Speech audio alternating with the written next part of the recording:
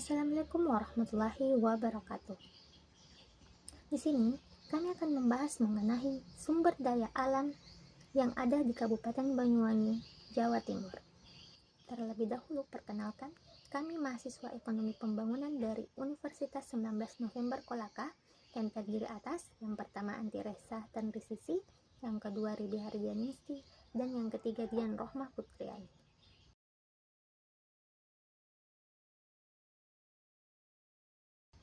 Langsung saja, adapun rumusan masalah dari pembahasan kali ini yang pertama, analisis sumber daya alam utama yang ada di Kabupaten Banyuwangi.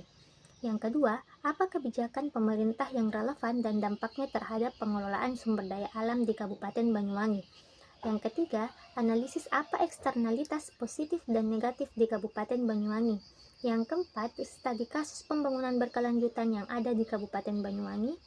Yang kelima, analisis bagaimana bentuk pengelolaan sumber daya alam di Kabupaten Banyuwangi. Yang keenam, identifikasi transisi energi yang terdapat di Kabupaten Banyuwangi. Dan yang ketujuh, bagaimana rencana pengelolaan sumber daya alam berkelanjutan yang ada di Kabupaten Banyuwangi. Sumber daya alam utama di Kabupaten Banyuwangi. Jawa Timur memiliki beragam sumber daya alam, yaitu kelautan dan perikanan, hutan, pertanian, pariwisata, dan pertambangan. Kelautan dan perikanan. Banyuwangi memiliki garis pantai yang panjang dan kaya akan sumber daya laut. Pantai selatan merupakan habitat bagi berbagai jenis ikan. Sementara Selat Bali menjadi sumber ikan dan rumput laut yang melimpah.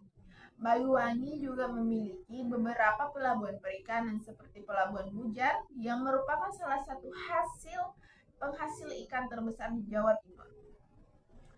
Hutan Banyuwangi memiliki hutan yang luas, terutama di kawasan Taman Nasional Alas Purwo dan Taman Nasional Muri Betiri. Hutan ini menjadi habitat bagi berbagai flora dan fauna, serta berfungsi sebagai penjaga kehidupan. Pertanian Banyuwangi memiliki lahan pertanian yang subur, terutama di daerah-daerah dataran rendah. Komoditas utama meliputi padi, jagung, buah, dan sayur-sayuran. Nah, pariwisata Banyuwangi memiliki potensi wisata yang besar dengan berbagai objek wisata alam, budaya, dan sejarah. Wisata bahari seperti pantai, pulau menjadi daya tarik utama. Selain itu, terdapat juga wisata budaya seperti festival gandrung dan wisata sejarah seperti situs Purbakala. Pertambangan Banyuwangi memiliki beberapa tambang seperti tambang pasir, besi, dan tambang batu bara. Namun pemanfaatan tambang ini perlu dilakukan dengan hati-hati untuk menghindari kerusakan lingkungan.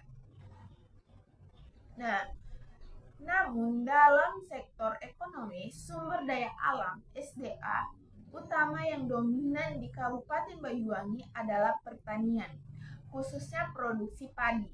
Banyuwangi dikenal sebagai lubang padi di Jawa Timur dengan produksi mencapai 784,732,1 ton pada tahun 2021. Sektor pertanian berperan signifikan dalam perekonomian daerah, memberikan kontribusi besar terhadap pendapatan masyarakat dan pembangunan daerah. Pembahasan selanjutnya mengenai kebijakan pemerintah yang relevan dan dampaknya terhadap pengelolaan sumber daya alam. Pembahasan pertamanya itu mengenai kebijakan pemerintahnya. Kebijakan pertama itu kebijakan perikanan. Pemerintah memiliki program untuk meningkatkan produksi dan kualitas perikanan seperti program bantuan alat tangkap, pelatihan nelayan, dan pengembangan budidaya. Tujuannya untuk meningkatkan pendapatan nelayan dan menjaga kelestarian sumber daya laut. Kebijakan kedua itu kebijakan perhutanan. Pemerintah menerapkan kebijakan untuk menjaga kelestarian hutan seperti reboisasi, penanaman pohon, dan pencegahan kebakaran hutan. Hal ini bertujuan untuk melindungi keanekaragaman hayati, menjaga fungsi hidrologis, dan mencegah erosi tanah. Kebijakan pariwisata.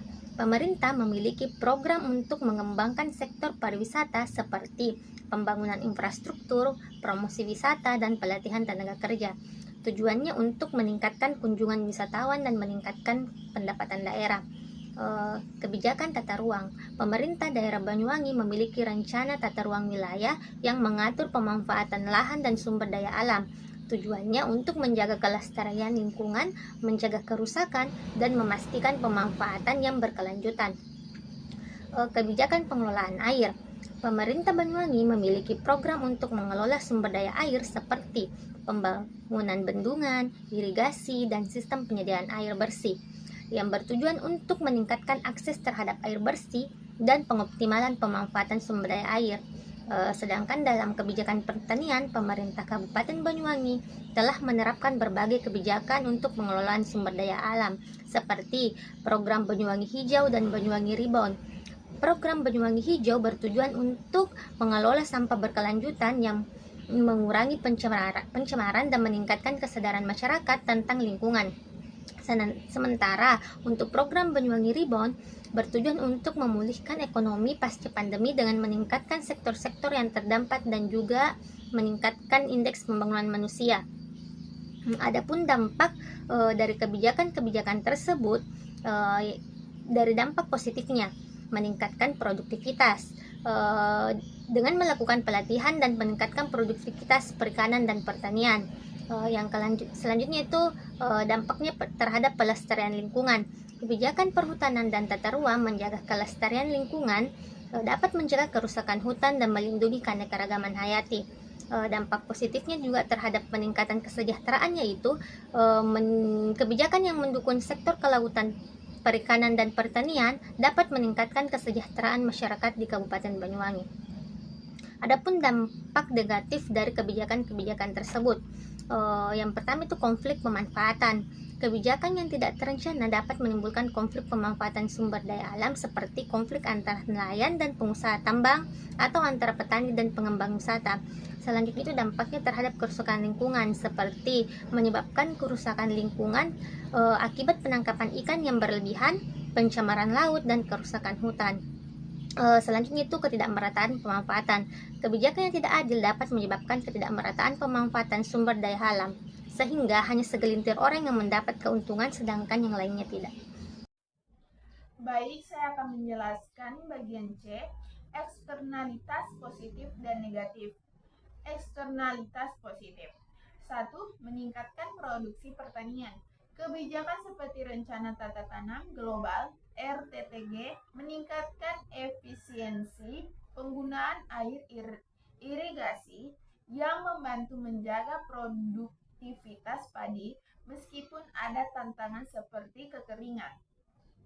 2. Dukungan ekonomi.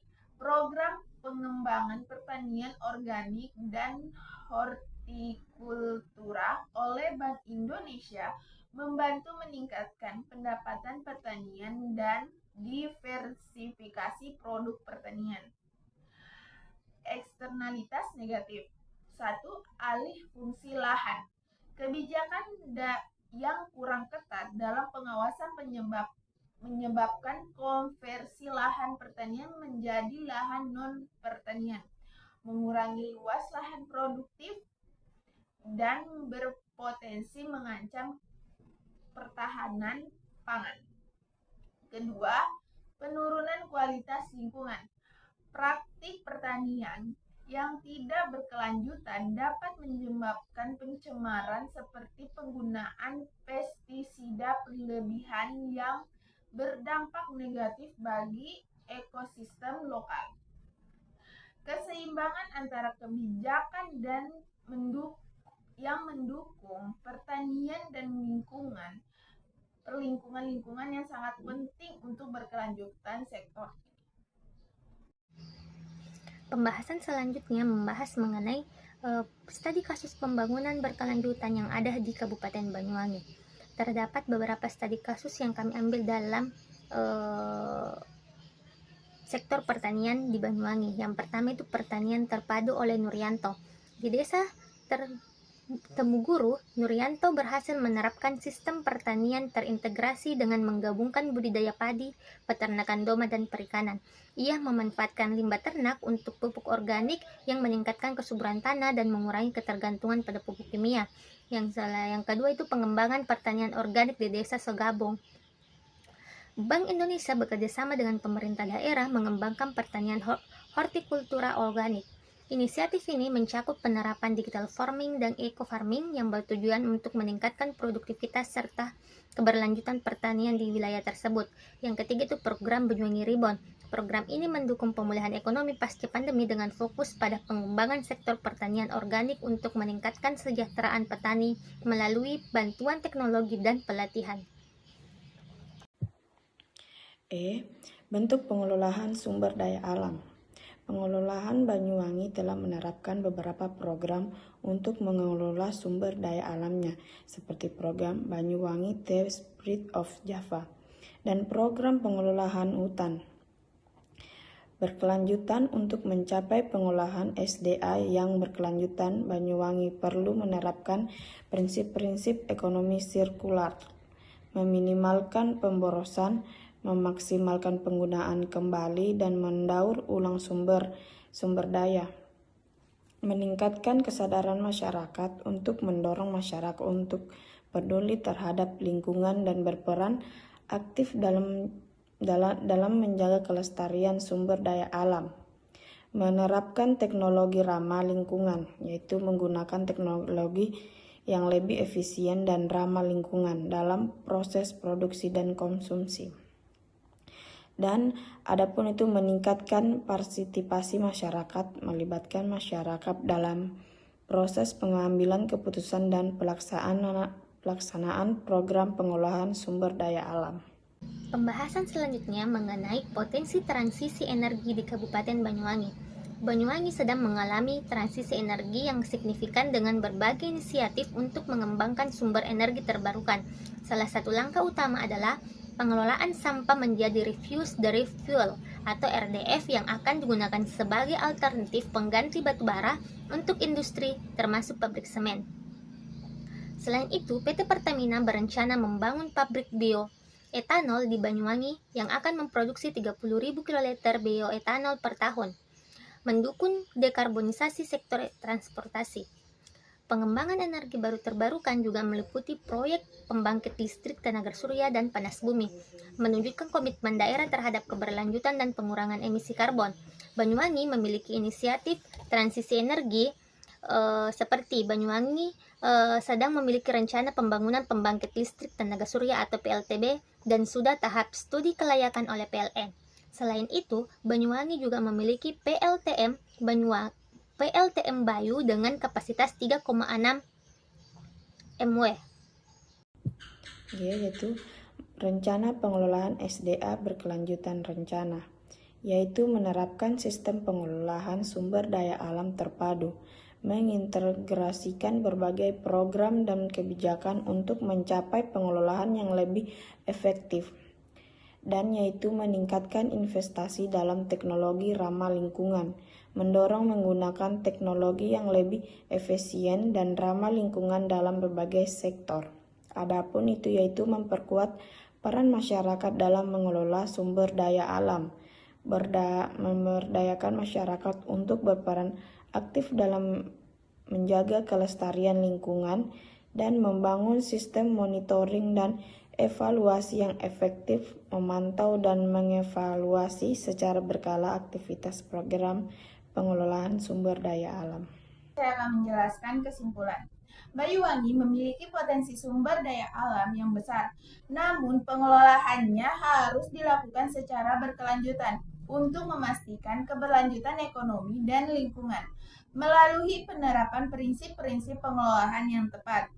Banyuwangi dapat menjadi contoh bagi daerah lain dalam mencapai pembangunan yang berkelanjutan.